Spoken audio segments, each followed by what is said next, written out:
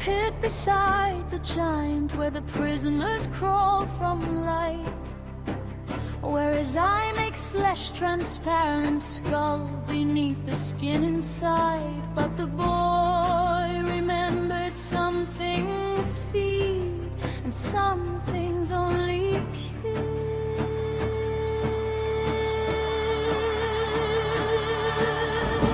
There is a rider beyond the road, brought unto the giant bound, hooded in an aching blue, and breaks her chains against the ground. The cloak falls back, the night gives way, a titaness with sword drawn, unbound.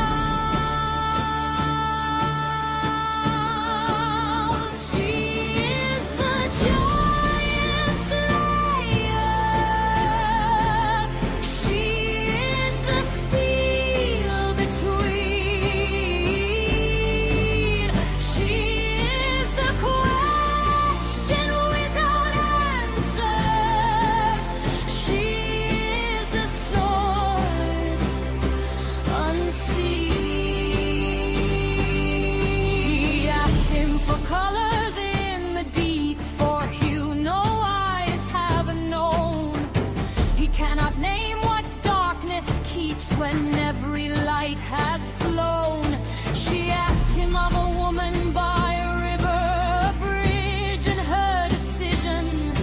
Her love is headed home to her, but with him their derision.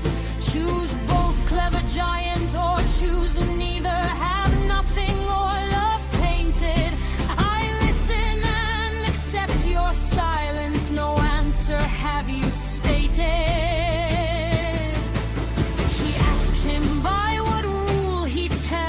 Substance from facade, the throne that judges all things beneath is judged to be the fraud.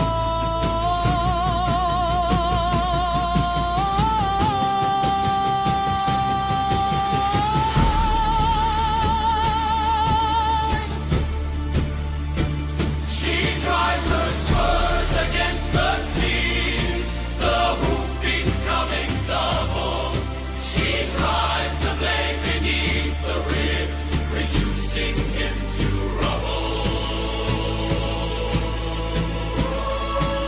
She is the giant slayer. She is the steel between. She is the question without answer. She is the sword unseen. And the giant was a humbug, and the giant was a stone, and the world is the world it always was, by the ocean we have never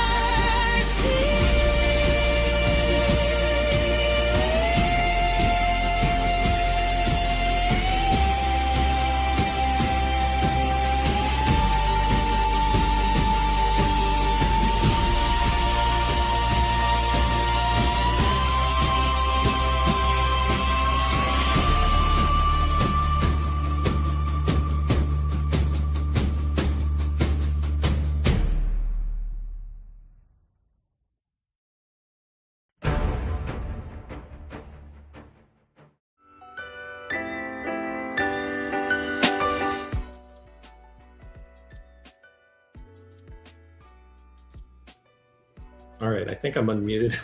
Hi, I'm Jeff, and this is my read on C.S. Lewis, where we learn about him through everything that he wrote in the order that he wrote it. I am joined today by a special co-host, not named Robot Lady. I'm going to try to bring here on the screen. Let me see if I can pull this off. Hello, Mr. Paul Vanderklay. How are you today? Welcome. Hi, Jeff. How are you? It's good to be here. I'm doing great. Thanks for coming aboard and agreeing to do this read with us. Let's see here. We are reading The Pilgrim's Regress, and I know that that's a book that you've read a couple of times. And as another appreciator of C.S. Lewis, I remember one of the last times that you were reading through it and talking about it on your channel, I remembered that you enjoyed it quite a bit. And in my project, I've finally reached that stage in Lewis's life where he actually wrote and got that book published, which is 1933. So that's where we are in the project right now. 33. Wow. So bring us up to speed on where Lewis is in his life. Yes. Let's see here. C.S. Lewis he was born in 1898, late 1898. So I'm horrible at math, but he's 34 years old at this point. It's May of 1933 when he gets this book published.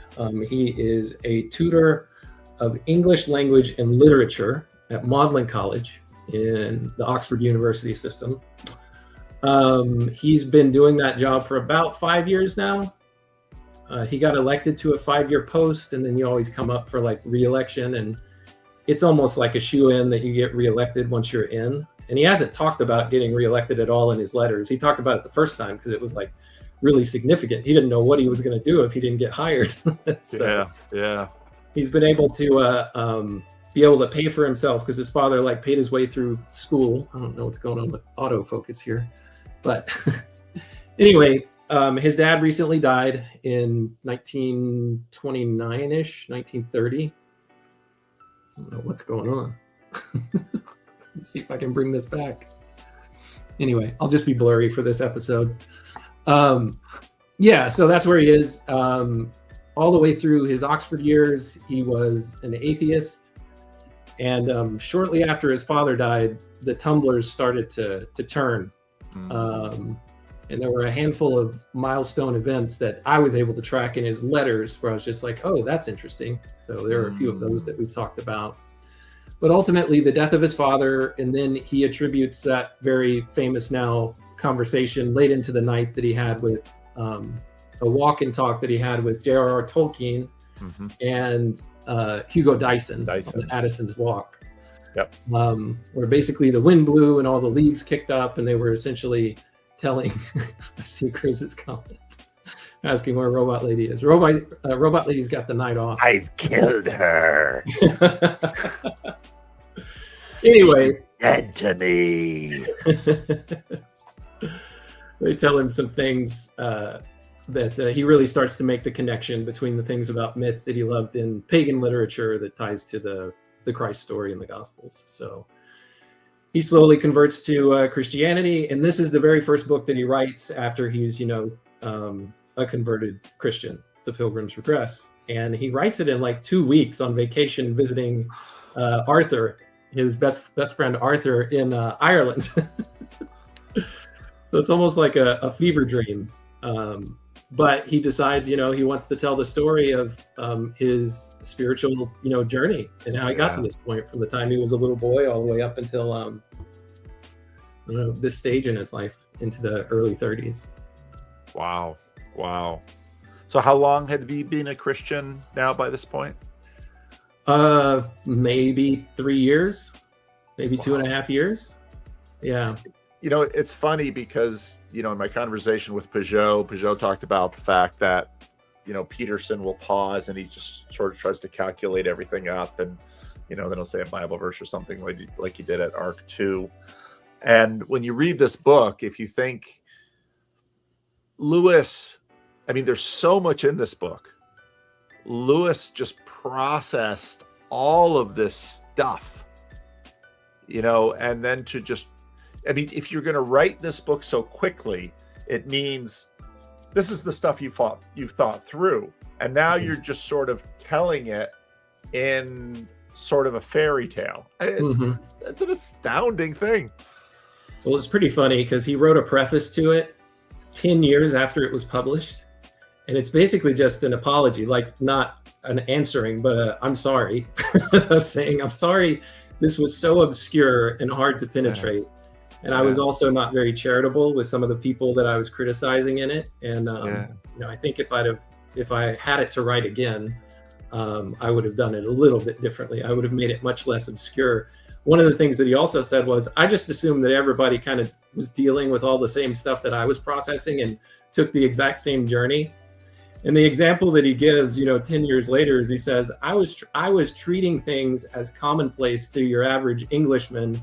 I was treating it as commonplace, where it was obscure and hard to penetrate as somebody who was walking, in the Gobi Desert. And it was just like, oh yeah, those rocks over there, everybody's familiar with those. People don't even know about the Gobi Desert. So I just want to do what I normally do and just say hi to everybody in the chat. I see Nidalate, I see Grim, I see Mark. Who else is in there? Jzep. I don't know if I've seen Jzep come onto my stream before, but everybody, welcome. Glad that you're here. Paul, say hi to everyone. This is typically the liturgy that I go through with Robot Lady. I said, Robot Lady, go ahead and say hi to everybody. Hello, Nicolate. I read your comments often. Hello, Grim Grizz, and all the dice he shakes. Hello, Jzep, the pizza man. So I wonder who knows more about each of you, me or Robot Lady? Definitely you. Because Robot Lady is brand new every morning. She doesn't have a full context of the show. She has some memory, but she doesn't have here's what we talked about yesterday, and here are the people who commonly join. She doesn't. Really? I could do a better job of setting her up, but I don't have the time or the money for it. So you probably creep people away. They'd be like, I don't want that Robot Lady reading my comments. That's true. Now, she can't see the comments. The only time that she is aware of the comments is if I vocalize them. So. Oh, okay. Well, maybe I'll, I was going to live stream this. Maybe what I'll do, with your permission, is because I was sitting there and I was going to record a homeroom video for tomorrow. And then it was like, well, wait a minute. I told Jeff I'd do this thing. So I had to go back here. And so maybe this will be homeroom tomorrow morning. So this is rough draft for homeroom. Oh, nice. Yeah. I guess I could figure out how to share the recording with you, since I'm the only one that has it, right? Well, you're going to post it. No, it's going to be posted to your channel now. Yeah, it's recording right now. So I don't know if people know it, but YouTube, once it's live streams, it takes a few hours for YouTube to sort of digest it and put in all of the transcript. That's a process, and you can't actually really sort of lift it in those sneaky ways that YouTubers lift videos. So, But by tomorrow morning, I should be able to lift it, and I'm not doing a live stream tomorrow, so this will have to do. We'll have to use this. And sorry, everybody who's watching live, you're just going to get a replay tomorrow. Also see Michael Sartori in the chat. Welcome to the stream. He says he's got he talked to Jordan Hall after the big convo with Weinstein, and so that'll be a must watch. Yeah, that'll be awesome. Yeah, I haven't even watched most of the conversation that Brett and Peugeot and Jordan had. I've watched more of your commentary on it than I have of the conversation. But one of the things that stood out to me throughout all of it, no matter whether you're watching that video or you're watching something else, or you're looking at different live streams. In Luke's live stream this morning, Claire made sure to say that Jordan and Jonathan were just pretty boys, or something like that. And no comment about Brett. And I was like, where's the love for Brett if you're calling those two pretty boys? So, I don't know. He doesn't find Brett attractive. I guess not. He'll be heartbroken. He'll take this hard. Maybe Claire was only talking about the Christians on the panel, and so she was limiting her comments to those two. Then again, she does show up on Luke's stream with a fair amount of regularity. She is a woman. Yeah. And, they do. So is Luke. Just saying. All right. Well, let's see. So this is like episode 8 in my series of covering the book, and I don't even know if I'm halfway through it yet, but it's been a lot of fun so far. All right. Well, I've got the Kindle version open here. Where should I go? Okay. Well, I'm going to pull up my screen. You can go to the Giant Slayer chapter, because earlier today we covered. What book is that in? Setup. It's book 3. Let me double check. I think it's book 3. Okay. Yep. Book 3, chapter 9. Yep. Book 3, chapter 9. So I guess just to give a little, to catch everybody up really quickly, as best as I can. So this is an allegory. Some of it's autobiographical, some of it's not, is what Lewis said in the preface, but it's essentially his story. And the main character's name is John, which is kind of synonymous with Lewis's nickname all his life, Jack. Did Daniel change his name? Sorry, I'm getting distracted by the comments. If that's you, Daniel, welcome. A different Daniel. Daniel from Connecticut, Paul. Oh, okay. Yeah, from our Connecticut estuary. Yeah. So anyway, just a quick backstory. Lewis is telling the story in The Pilgrim's Regress of how religion was presented to him, how he thought about it, how he found beauty and some of his deepest longings in like communing with nature and feeling like that's where it was. And then that all gets mixed up with like childhood and adolescent lust, and he's mixing those two things together. And he's got, you know, like different ways of how he represents this in the book, which are really hard to figure out. So I had to do a little bit of research to figure all of these things out. So that's what I've been trying to share on the live streams. He goes and he starts dealing with how he was trying to find his deepest longings in different strands of poetry of the time. So romantic aestheticism is one of the things that he, you know, walked through.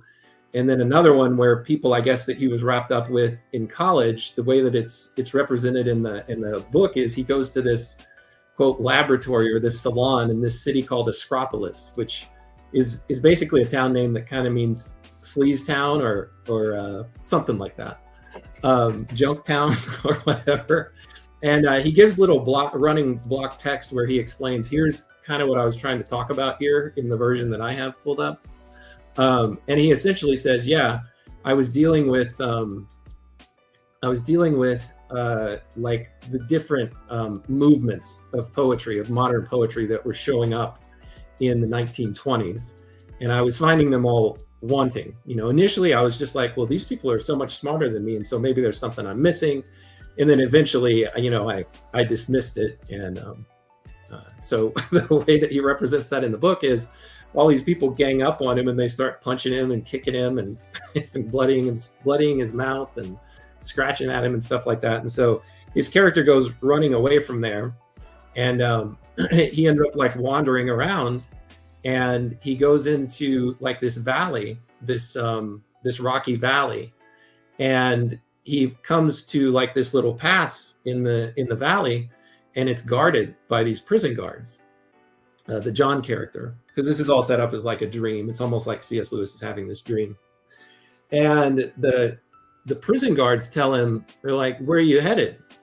And he says, oh, I'm trying to get through here because I'm trying to find the sea. I'm trying to find the island. The island is representative of his deepest longing, the thing he wants more than anything in the world, right? This character, John. And they're like, oh, well, in that case, you can't pass. Sorry, you can't go through here. He's like, oh, I'm sorry. You know, where is that? And they're like, oh, don't you know? This is the I can't remember what he says, like the spirit of the ages kingdom or something like that.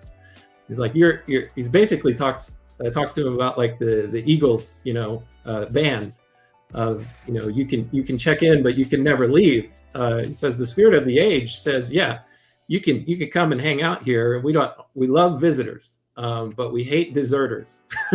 And like, you're not leaving. Because he's like, oh, I'll just go around. I don't want to go into that country. And they're basically like, no, you're already in the country. So he's already a prisoner and doesn't even know it, of the spirit of the age is what it's being referred to as. So they hand him off to another prison guard, a guy named Mr. Enlightenment, who John thinks that he meets earlier in the story. Because earlier in the story, there's a stand-in for Lewis's tutor, W.T. Kirkpatrick, the old Knock, and the great Knock. And this character, Mr. Enlightenment, tells him, oh, we've already disproven that God even exists. You don't have to worry about this hellish place called the black hole, you know, that the stewards, right, the church folk told you you'd get thrown into if you didn't follow all the rules. And so he's like very elated. But now this guy who he thinks is the same guy, Mr. Enlightenment, like walks him to a prison dungeon, to this pit.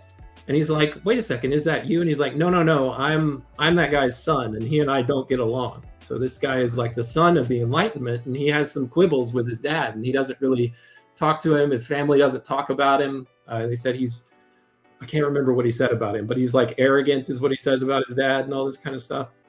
And it's a cutout for Sigmund Freud, or Freudism, is what Lewis explains, is who this other enlightenment is. Hey, I'm his son. I'm Sigmund Enlightenment. So not much of a filter there. Yeah. So we covered that earlier today, and you can go back and check out that episode if anybody's interested. So he gets thrown into prison. There is like a giant up in the mountain across from the prison gate that he gets thrown into, this pit that he gets thrown into. And the narrative explains that whenever the giant like casts his eyes into the pit, there's like a bunch of other prisoners in there too, and they're all like huddled up trying to get away from the light.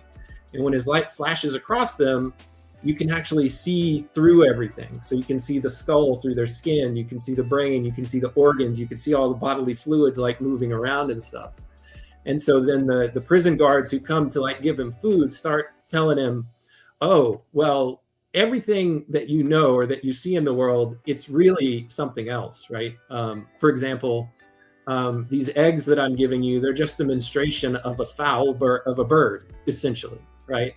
And dung is the same. It's all atoms. It's all made out of the same thing.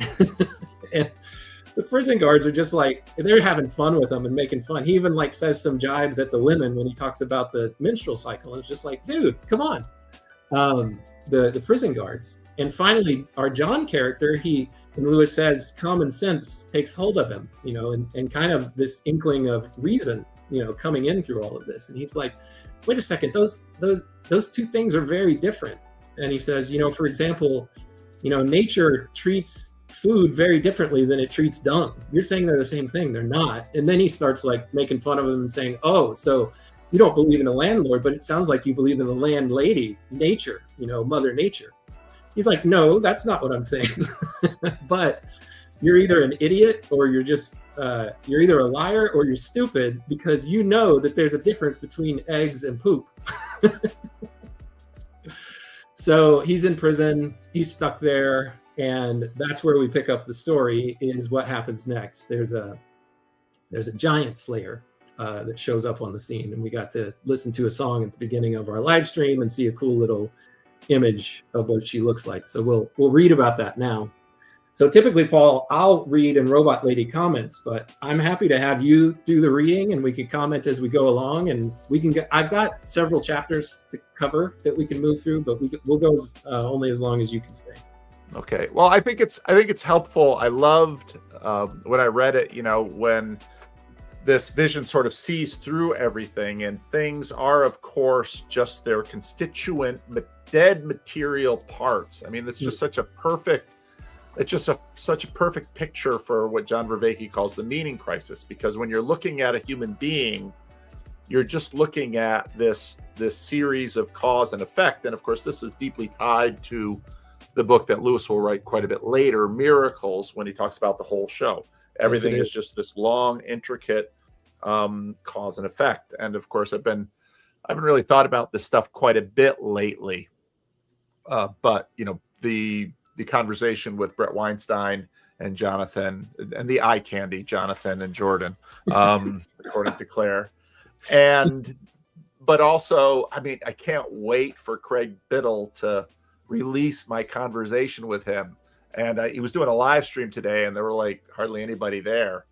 And I just think we need to, the pirates of the TLC need to do some boarding parties on some of these other channels. And the TikTok, because I think so, because we've got pirates. Let's do some action here. Let's shut up the Strait of Hormuz. Are you sending us out, Paul, 2 by 2? Clumps, one couple of ships at a time. So anyway. Well, I did find that guy that I sent you, that atheist. You left a comment on his channel. That guy who wants conversations. I haven't heard back from him. I said, hey, look me up. I'll get you on. We'll get you a whole bunch of people to talk to. Hear your story. All right. Let's see here. What was I going to say? Oh, so this first chapter is, I don't want to spoil anything, but well, I'll do what I saw as a little bit of a parallel. So Jesus gives his parables sometimes in the Gospels, right? And then he goes to the side with his disciples afterward and explains what they mean. Well, this first chapter is just giving us some of the parables of this character that shows up. And then in later chapters, shortly after, the character starts to explain them to John and what they meant. So if we have time to get to those, I think it'll be really helpful in helping to translate what it is that that happens in this chapter. All right, so I'll leave it to you. If you want to read, you can read first, and we can pause as we go, or I can pick it up and read, whichever you prefer. I'll read. Okay.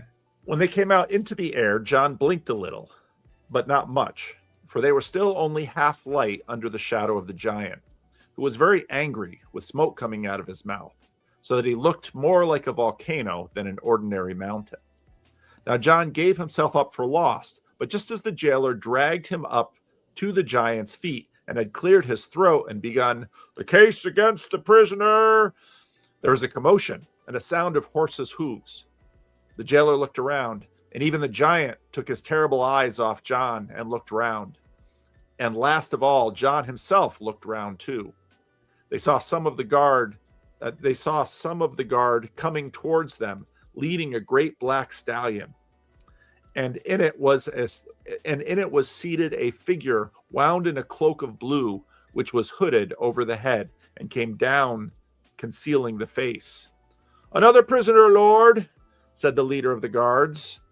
Then very slowly the giant raised his great heavy finger and pointed at the mouth to the mouth of the dungeon. "Not yet," said the hooded figure. And suddenly it stretched out its hand with the fetters on them and made a quick movement of the wrists. There was a tinkling sound as the fragments of the broken chain fell on the rock at the horse's feet. And the guardsman let go the bridle and fell back, watching. Then the rider threw back the cloak, and a flash of steel smote light into John's eyes and on the giant's face. John saw that it was a woman in the flower of her age. She was so tall that she seemed to him a titaness, a sun-bright virgin clad in complete steel, with a sword naked in her hand. The giant bent forward in his chair to look at her. "Who are you?" he said. "My name is Reason," said the virgin. "Make out her passport quickly," said the giant in a low voice, "and let her go through our dominions and be off with all speed she wishes." "Not yet," said Reason. "I will ask you 3 riddles before I go, for a wager." "What is the pledge?" said the giant. "Your head," said Reason. I don't know, you want me to keep going, or you want to pause? Yeah, I don't know go if you for have it. signals for pausing or not. Well, I mean, I'm just loving it. So, I mean, unless there's something that you want to talk about here, let's keep going and see what happens. So, well, just to explain this, because sometimes I need explaining. Probably I'm annoying everybody, but that's part of the TLC, is annoying your audience.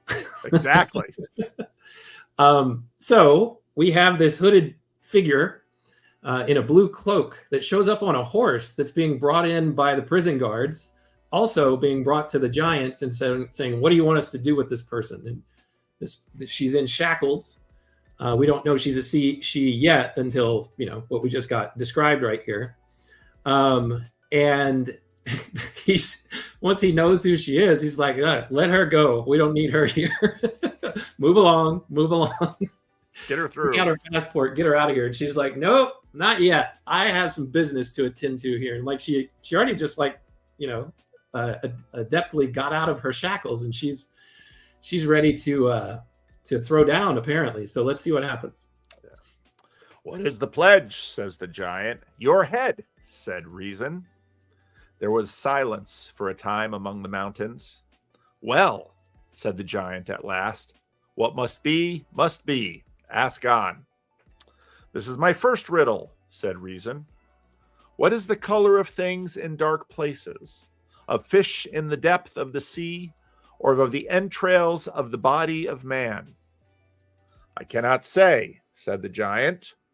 "Well," said Reason, "now hear my second riddle. There was a certain man who was going to his own house, and his enemy went with him. And his house was beyond a river too swift to swim and too deep to wade. And he could go no faster than his enemy.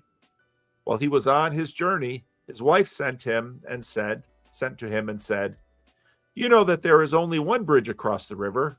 Tell me, shall I destroy it, that the enemy may not cross, or shall I leave it standing, that you may cross? What should this man do?" "It is too hard for me," said the giant. "Well," said Reason, "try now to answer my third riddle. By what rule do you tell a copy from an original?" The giant muttered and mumbled and could not answer.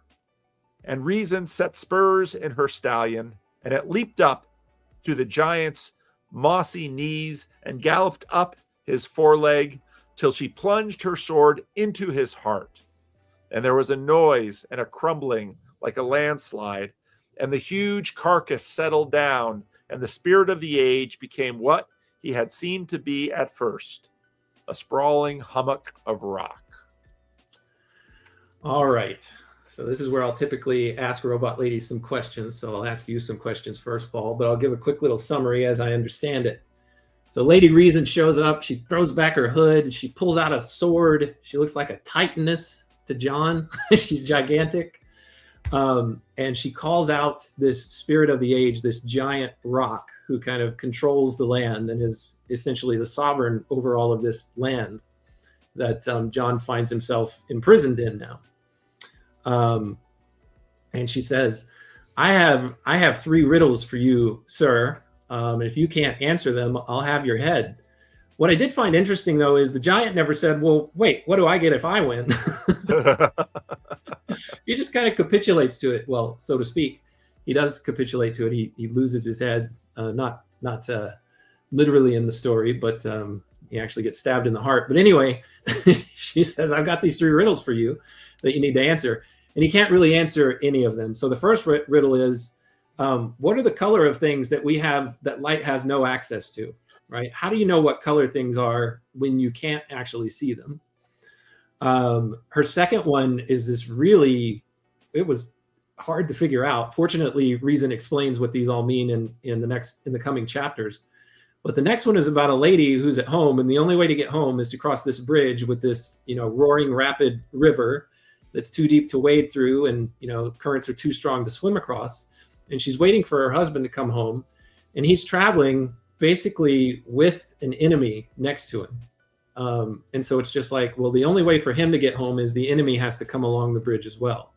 Or she sends a message, she sends a word back to him and says, so you want me to destroy the bridge so he can't come along and basically destroy our home? I love you and I want to see you, but not if it means we die. So I'm not really sure what to do. So that's the second riddle. What should she do? Should she blow up the bridge?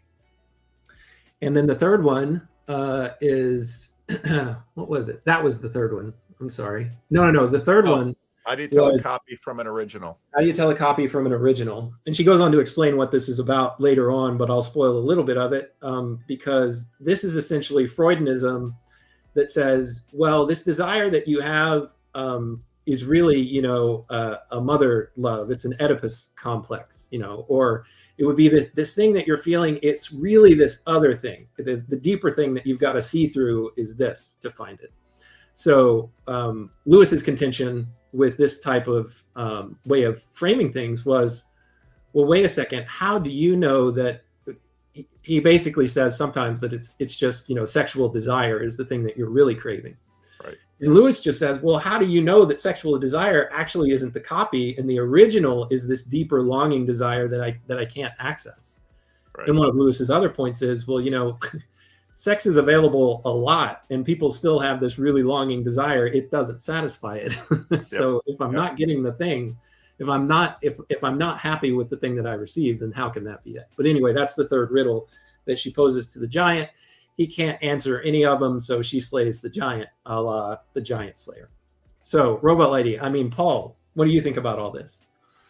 Well, one of the things that jumps out to me is, well, there's a few different things. One is Reason is, of course, capitalized. And if you read Miracles, it's the same in Miracles. And Lewis has a great regard for Reason. But if you were to sort of lump Lewis in with everybody who sort of wants to argue that, well, we've got these foundations and reason and we can arrive there, everywhere we want to go by reason will somehow keep us all together and help us all to arrive at the same thing. That never happens.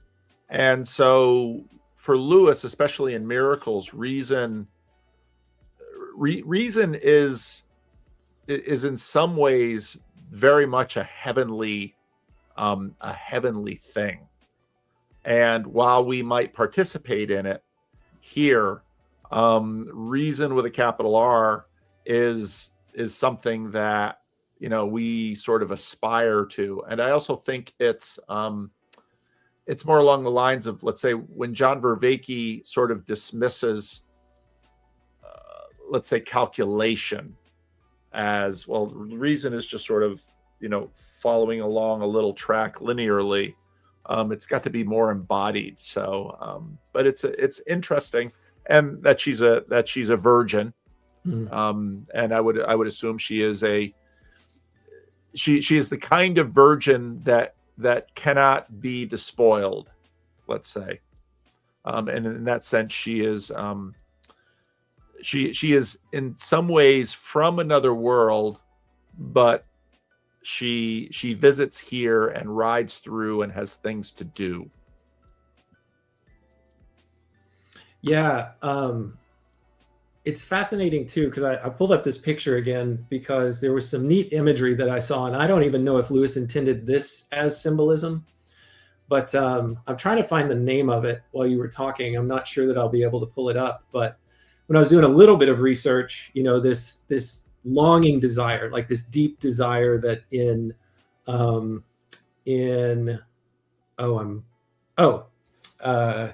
German word for it, I think, is Sehnsucht. Yeah.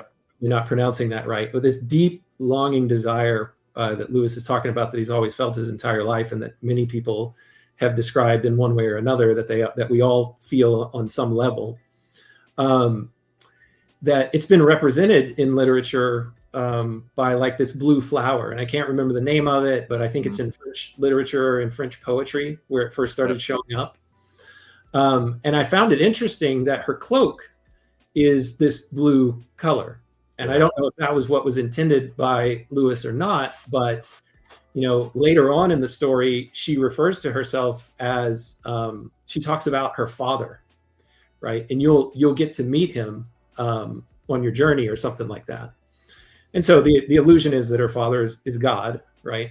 She's the daughter of the father, and she's from that far off land, so she actually has a token from that far off land, this blue cloak that she's wearing. So I found that very interesting.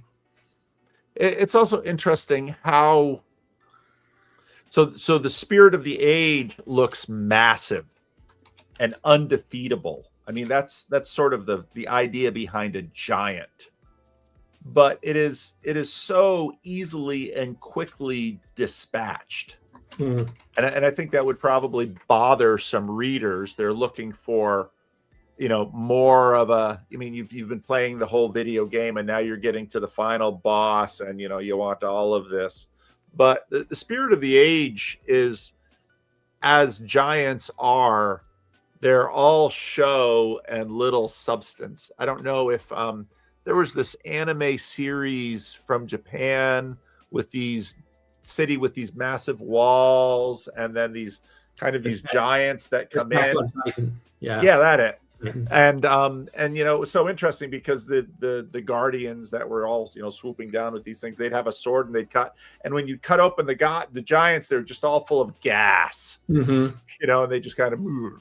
Yeah. And you almost get that sense here that the giant looks tremendously formidable, but she dispatches him, quite easally.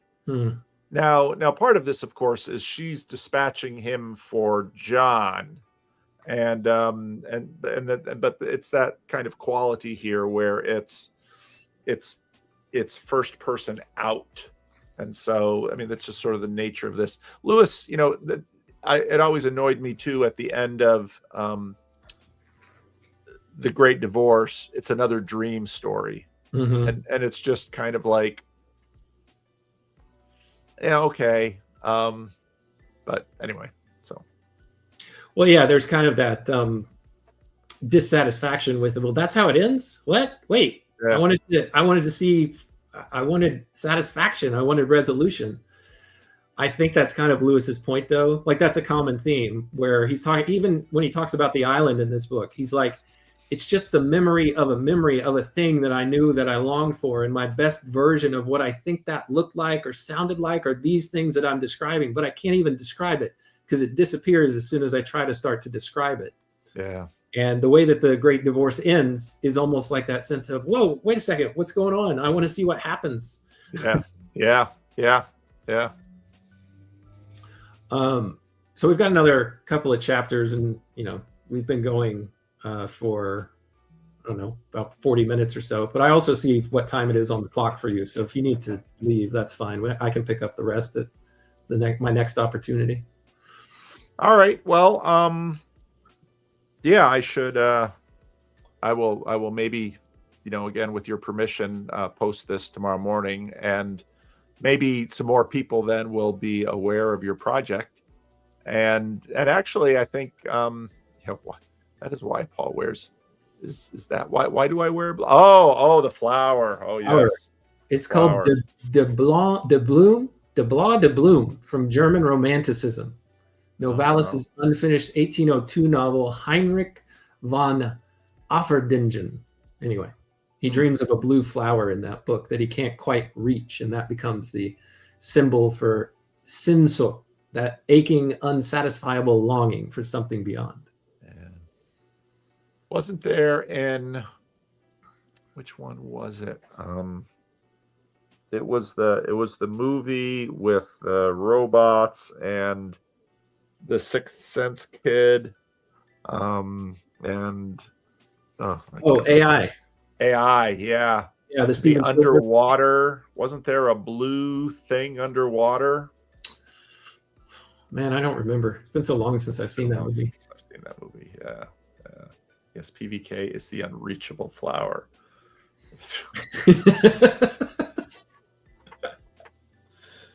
I'm not tremendously flowery, and I'm pretty easily reachable if you're in Sacramento. Oh no! Look at this one, Paul.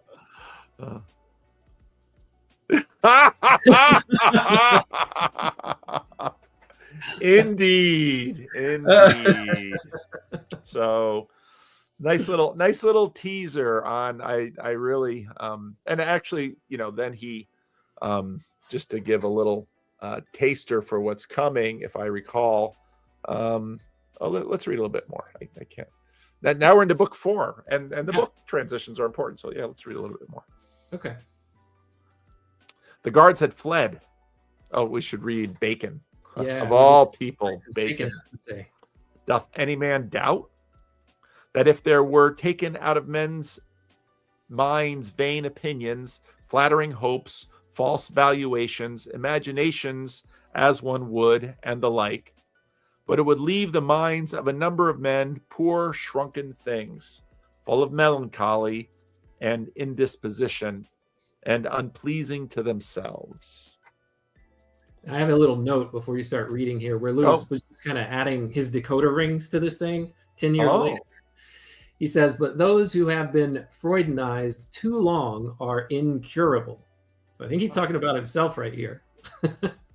Are those notes in because they're not in my version of it? They're in the link that I dropped in the private chat. There's an internet archive version of this book. And if you go look there, you can find the block text where he kind of drops in where he tries to make the opaque a little bit more transparent to help the reader along. Yeah. Lewis's friends would talk about the fact that he just loved concealing everything. He just loved sending, he would love Grim Grizz. Let Grill be Grill. The guards had fled. Reason dismounted from her horse and wiped her sword clean on the moss of the foothills, which had been the giant's knees. Then she turned to the door of the pit and struck it so that it broke, and she looked, and she could look into the darkness of the pit and smell the filth. You can all come out, she said, but there was no movement within. Only John could hear the prisoners wailing together and saying, it is one more wish fulfillment dream. It is one more wish fulfillment dream. Don't be taken in again. Love this. You unleash the prisoners, and it's like, no, I refuse to believe it. It's kind of like Paul or Peter. I mean, when he got released from prison, he thought it was a dream. But it is so. I mean, hence Lewis's note there that you can't. People can't be lured even by hope of a good thing. They will stay bound. You see this all the time with people. They will stay bound because the familiar is better than the hoped for. At least I will stay in my misery because at least I know it. Can we go back to Egypt? Yeah.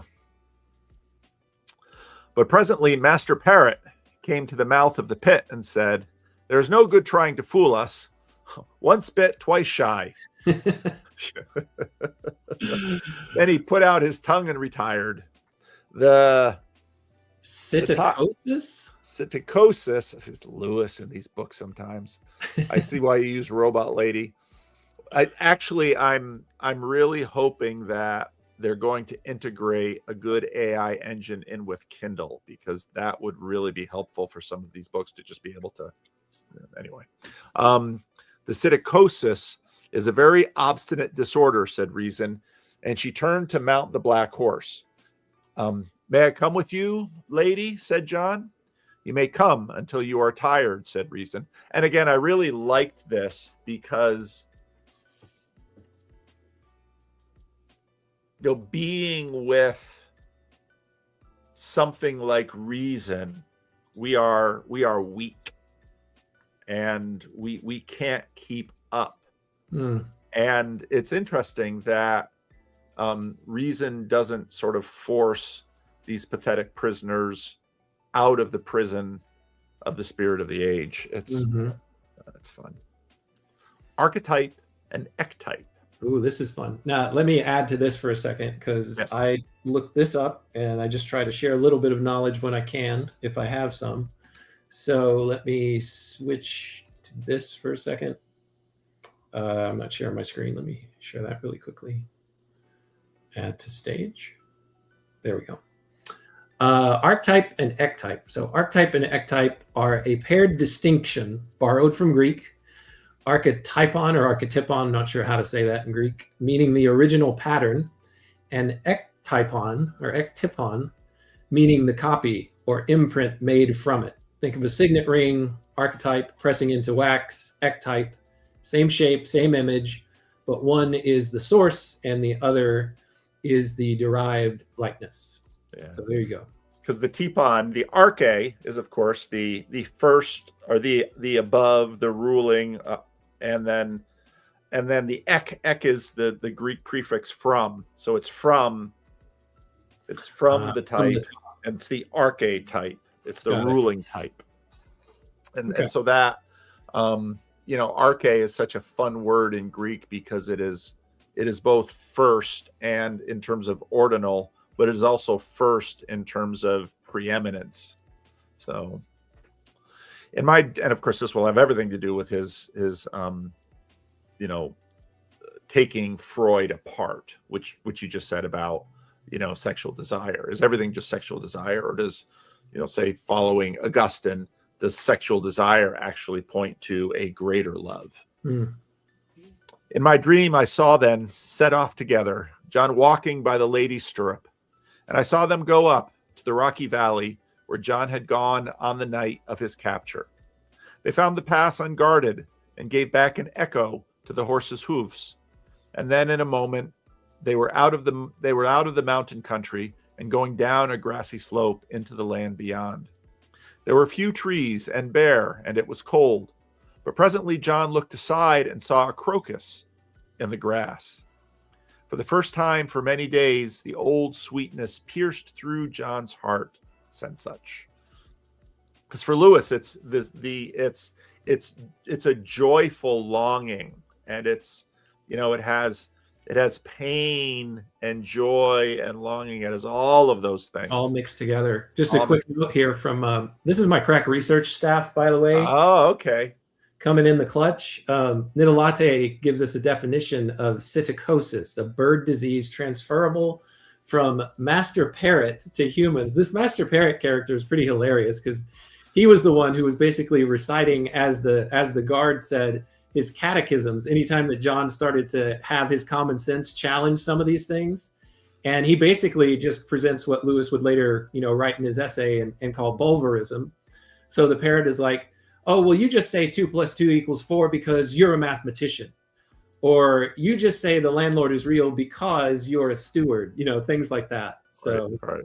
Anyway, his bird disease infected the rest of the prisoners. Thank you for that, Nidalate.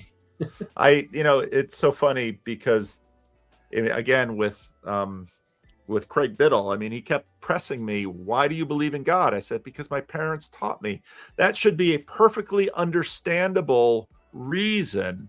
In fact, it should be a reason that dismisses me. But, you know, so what exactly are you looking for here? Because on one hand, you know, Brett, I was the homeroom I was going to make is Brett talked a little bit on today's live stream about his meeting. And then he goes on and talking about, well, part of the reason that I don't think there's a designer, maybe there's someone who just puts evolution into motion. But one reason I don't think there's a designer is because if there's a designer, there'd only be one type of vulture. And it's like, what's that leap? You know, you would think there'd only be one type of Ford Mach-E, but there are actually many colors and varieties. And, you know, anyway, so it's this idea that it's a certain demand of a mirror of our reasoning that we just want, you know, when we're trying to understand the world, so much of it is just imposing whatever solution seems prominent onto the world, which is exactly sort of the scientific method. But for the vast majority of things, there's no unfalsifiability to it. It can't be done. Anyway, I'm sorry. I'm interrupting. I would be interested in interrogating Brett more on that concept, because I could probably go down the path with him. I don't know where this leads, but I could, you know, try to find some agreement with him and say, well, yeah, but the Ford is designed by several people, right? It's like a bunch of different people are putting things into it. So you would expect a bunch of different diversity. But then the place where I would go with my counterfactual with him would just be like, well, think about it just like as a single human artist, right? Or just a single human being who's maybe known for being an expert in a single domain. And then they shift into a different domain and they just like completely reinvent themselves. Like you think of artists who do things like that. And there's this huge variety of the types of things, you know, that this single creator, this single designer produces. And there could be arguments like back and forth, but that's just another one that I would throw out there in that conversation. Yeah.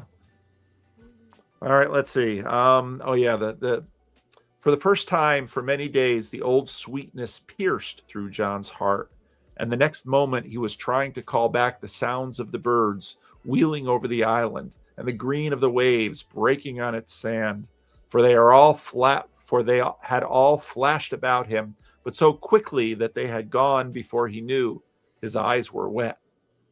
So again, the island is this is what is drawing him to get to the island. It's his closest approximation for this feeling that he has. Yeah. There's another block text right here where Lewis tries to give us a decoder ring, and he says, a question-begging argument exposed. He turned to reason and spoke. You can tell me, lady, is there such a place as the island in the West, or is it only a feeling in my mind? So there's exactly, in some ways, you know, when I watch these debates and you look at, say, Brett, even how he titled that video, is God is it just a story, or is there a reality behind the story? Mhm. Or is just this, and this used to be, it was very, very quickly after I was listening to Peterson sort of piecing them together, it was clear that the idea of God is sort of, we can't live without that archetype and then the subsequent archetypes that sort of organize our world. And it's because of that all of our things sort of hold together. It's why the stories have patterns in them, that there must be an archetype. And so you see the necessity of the archetype, but then you have the question of ontology. And but there's, you can't, it's sort of like trying to get behind the appearances that I'm seeing here. I'm dealing with the appearances. And this is exactly the point that Luke wants to get to with his Weird Studies podcast on this question of magic. And they go into that, quite early in that podcast. And I talked a little bit about that today, but I didn't go in, or, today's homeroom. Mm-hmm. I'm way worse than Robot Lady. Robot Lady probably sort of sticks, and You're way better than Robot Lady. At least you're not making stuff up. That's all I'm doing is making stuff up. Well, it's not obvious. You're much better at hiding it. I'll put it this way, Paul. You're not lying to me intentionally. No, I am not lying to you. But it's interesting here that he's asking reason, and the reason he's asking reason is because she just displayed a tremendously impressive feat. So surely she must be able to offer him an answer. And this goes back to Jess's point from a previous Luke stream, which I used in the sermon, that everyone imagines that God is withholding an explanation from Job. And if you just pause there and ask yourself, what do you mean by that explanation?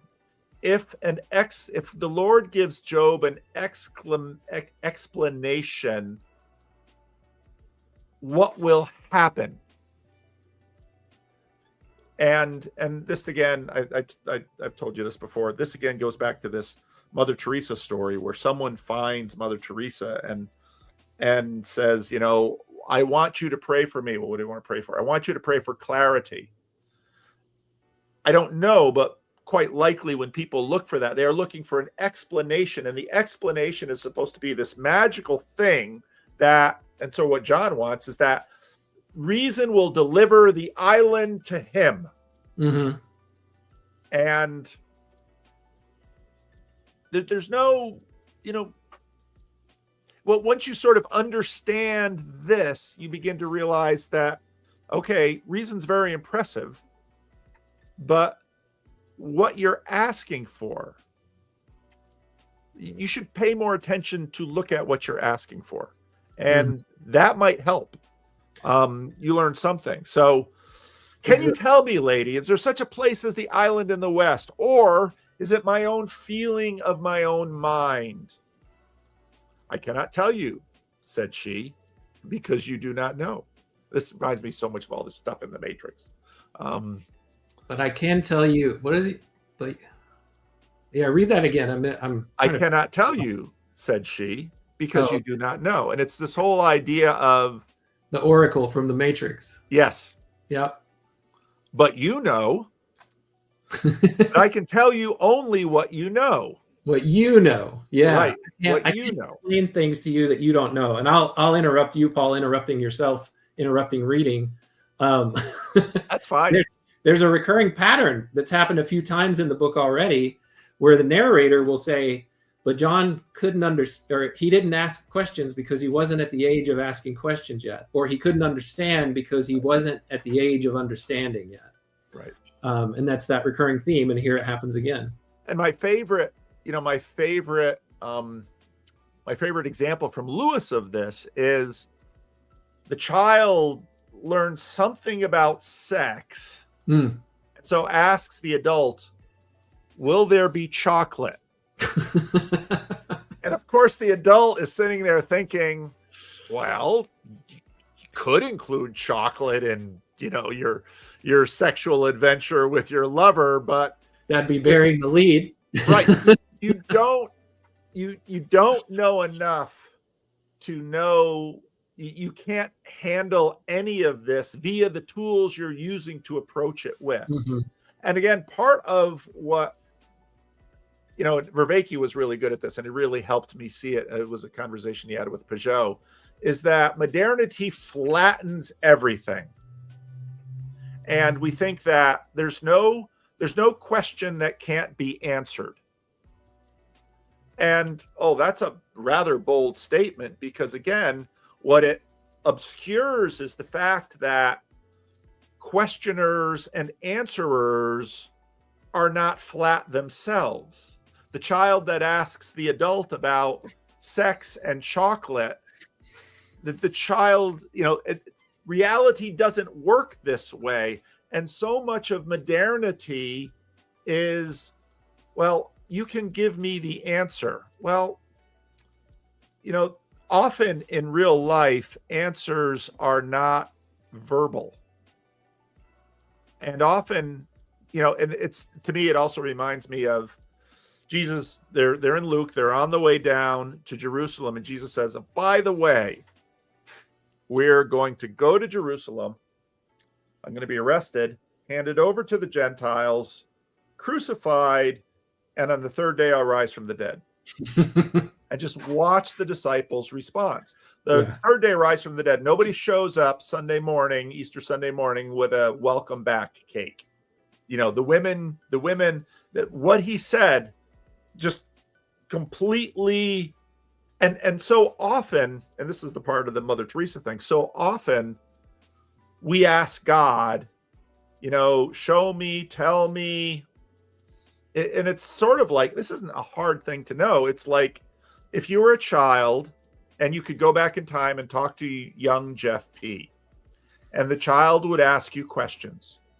And knowing everything you know now, you might be able to answer some things, but it's very clear you could not deliver to your young self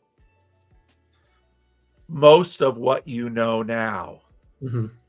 I went through an exercise very similar to that in my recovery work that I've been doing. And yes, exactly. Because I was like putting myself in the position of me from like 20 years ago. Yeah. And I was, you know, going through a lot of stuff, as we've talked about on this channel. You know, that was when I was going through my divorce. And so I was talking about the version, because I was referring to a lot of my own journal entries from back then. So I was doing a creative writing process where I was encountering the voice of myself from way back then and the voice of now. And yeah, you're exactly right.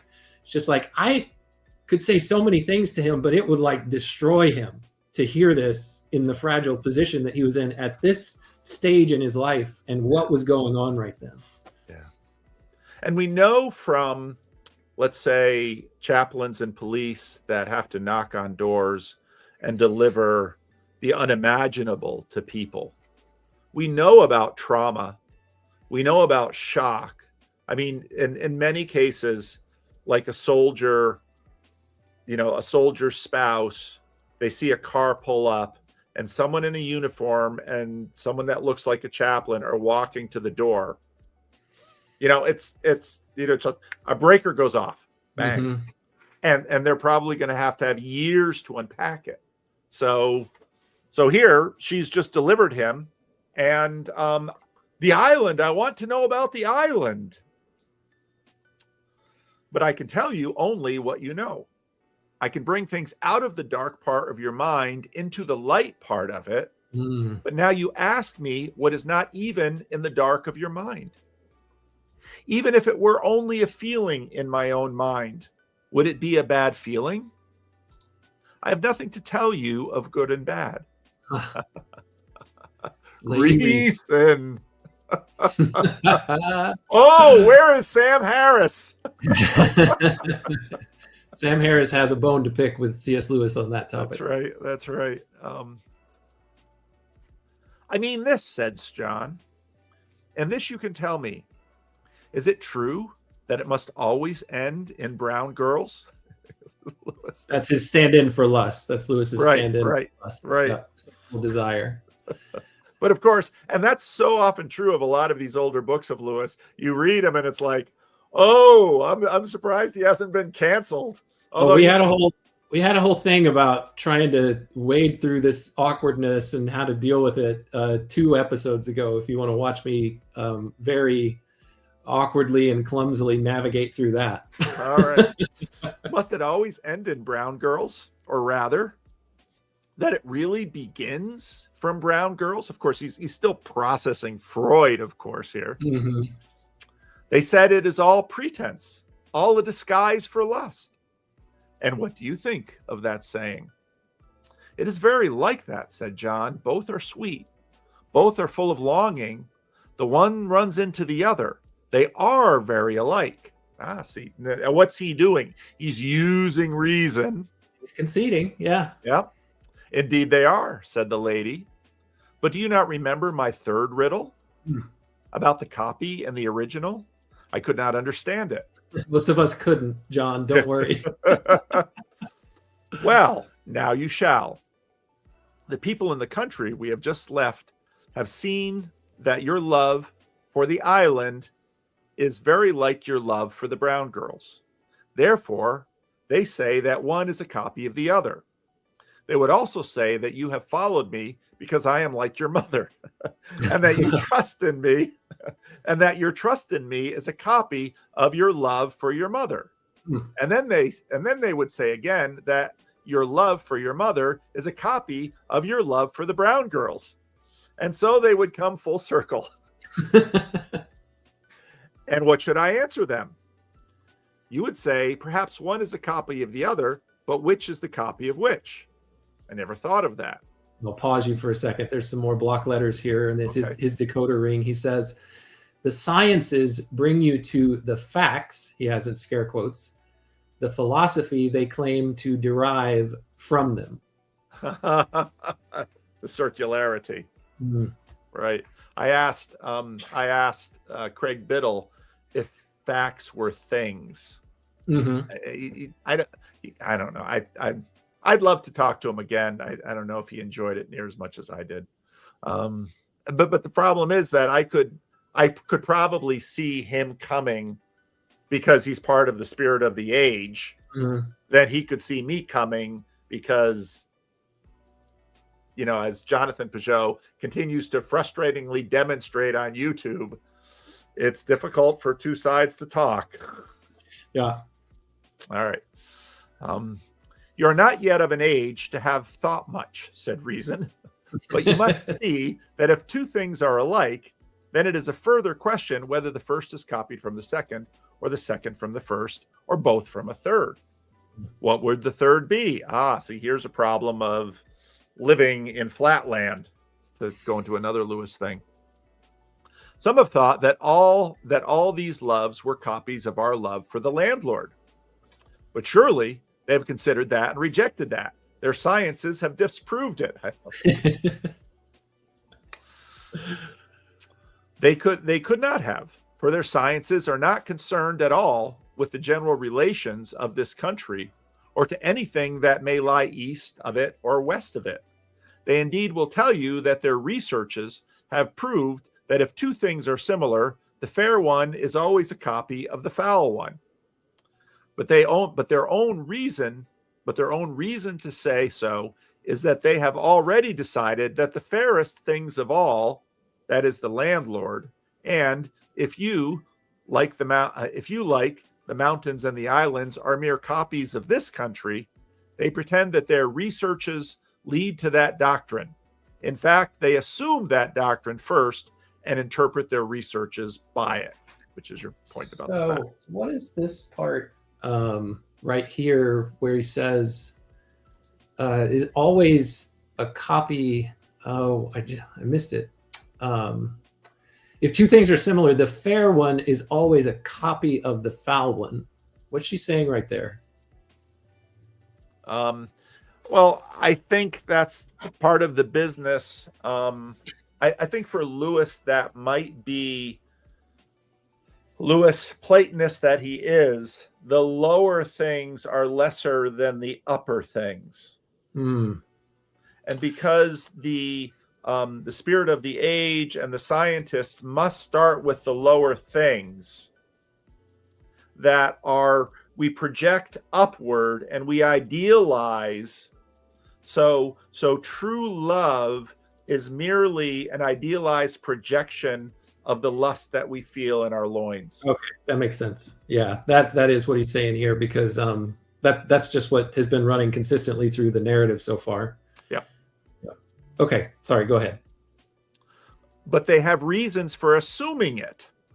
And they would say, well, the reasons, of course, are, well, we know lust, and all of the loves that we have experienced have fallen short, even the higher loves of a mother for a child. No perfect mother.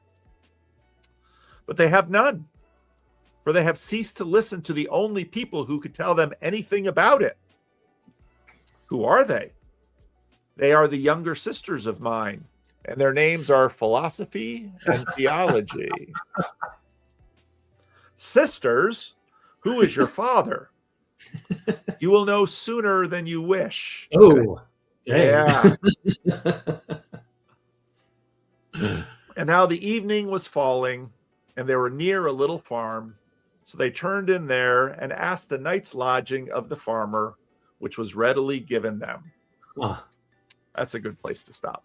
Yeah. And so what we have to look forward to is she explained one of her 3 riddles there. She explains the remaining 2 riddles in the upcoming chapter or chapters. I can't remember if it's the next 2 or just the next one. So we have that. So that's great. Well, thank you, Paul. This was so much fun. This is so much fun. This is awesome. And so I'm going to put a little commercial here at the end, especially since it's going to be on your channel. It's my intention in this project. I never wanted to have my robot lady, which nobody has seen on this episode, so they won't know what I'm talking about. It's not my intention to have an AI co-host. It was always my intention to have somebody on here doing this with me, but particularly people who enjoy C.S. Lewis writings. And if they want to go dive into any particular, published work of Lewis, or if they're familiar with his letters, fine, we can do that too. But most of the time it's books. So I'll just put that out there. If anybody wants to reach out and do this same thing and read their favorite part of C.S. Lewis, and then we can just kind of talk through it and have this sort of conversation and back and forth. That's what I'd like to do on this project too. So reach out and let me know, or if you know people who would be interested in doing something like this. And so Paul, I'll have the link to your channel before, but if they want to contact you, what's the best way to contact you? You can just put a link to the channel, and there should be my email address on the channel's email address. So I can give that to you as well if you can't find it, but you can drop both of those in the description of this video on your channel. Okay. And there were 2 more things that I was going to say. One of them, Paul, is you're obviously invited back for any other Lewis that you want to read. Oh, the 2 things that I want to say are tied together. I partially started this project because you kept hinting at a miracles series that you were going to do on your channel, and it just never happened. So I was just like, well, I'm going to give him a little bit of time to make good on this, because I'm just going to read everything that Lewis wrote in the order that he wrote it. And if Paul doesn't get there, I'll eventually get to miracles. So if I get there, retired then, and we can have more time. If I get there before you do, let's do this. If we covered this much material in an hour, hour and 15 minutes, can you imagine how long miracles would take? Yeah. Well, it's segments, right? We wouldn't have to do the whole thing. We just do little pieces here and there. But I go faster because Robot Lady is nowhere near as interesting and has as many, random thoughtful comments. I'll put it. I'll call them thoughtful comments, like you do. You're very kind. You're very kind. I finished my rando with Everett Vroon today. Yeah. And again, part of what. So I'd finished my rando, and then it was like, I should do a homeroom video for tomorrow. I'm not live streaming tomorrow, and I feel bad about that. But then then it's like, that's right, I promised Jeff to do this, but this is way more fun. I mean, this is. I enjoy doing what I do for my homeroom videos. I enjoy it immensely, but this is way more fun. And, to me, again, this is just doing these kind of things together is, we learn from each other, we grow together. It's just a level of satisfaction that is way, way more. So I know that in Discord servers and the TLC that there have been a variety of book conversations and things going on. There almost always are. So if you're watching this and you've, heard about the TLC, look at my videos where you can find, the search engine for the TLC with like 73 or 4 channels. Find people who are doing this, and definitely message Jeff and say, I love C.S. Lewis. There's a portion of this I'd love to do with you. Yeah, I plan on doing it all. So if your favorite thing is something out of the Chronicles of Narnia, obviously it takes doing things together means timing, and yeah. So definitely take Jeff up on his offer. Even though, what time now you live stream this? What time do you usually live stream it? So I live stream it at like probably around somewhere between 6:30 and 7 a.m. Central U.S. time. But I'm really slow because I'm covering everything in order, including his unpublished stuff, like not intended for publication. They're published now, like his letters. And so it'll be a while. Like if your favorite book is The Last Battle and you want to read a passage from that, it'll be a while before I get to it in the project. But what I have done with people in the past, like with Sandy Bassey, for example, shout out to Sandy, we've covered The Weight of Glory already, which is an essay he writes like in the 40s, I think. Yeah. And I have that video saved. And once we get there, I'll insert that. I'll just play it during my live stream so that when we get to that essay, you can just see me and Sandy having that discussion. So you don't have to live stream with me at 7 a.m.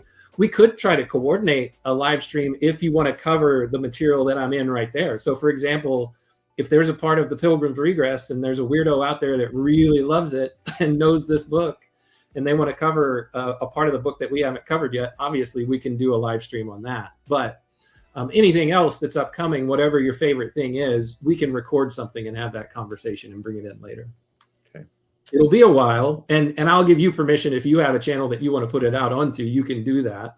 But as far as on my channel, it's going to go in the order that I'm covering. Well, you need to start a membership section and a no wait, no ads section so you can put these things in there, and people who can't wait for years can pay like $3 or $7 to get advanced viewing of the upcoming collaborations.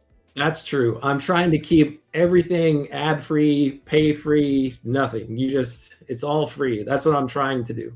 Well, I will warn you that if your channel gets large enough, YouTube will put ads on it and they'll keep all the money. No, that's the way it works. Well, if they feel like they can monetize this channel, if we ever get to that point, then I'll cross that same bridge that you had to cross at that point. All right, fair enough.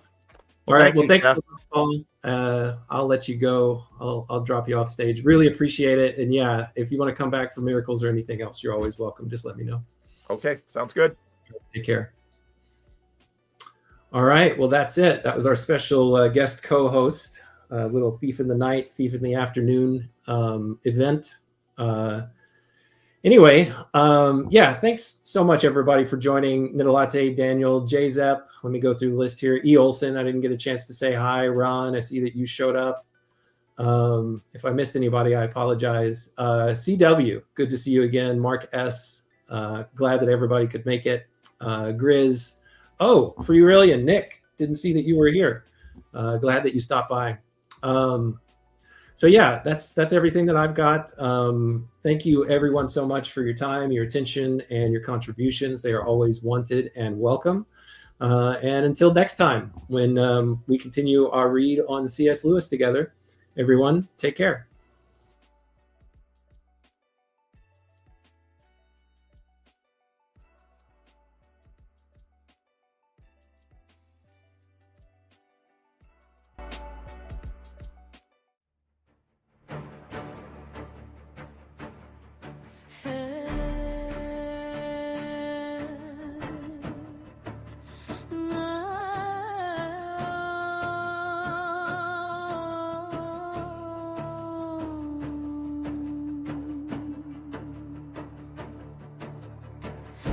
a pit beside the giant where the prisoners crawl from light, where his eye makes flesh transparent, skull beneath the skin inside. But the boy remembered some things feed and some things only kill.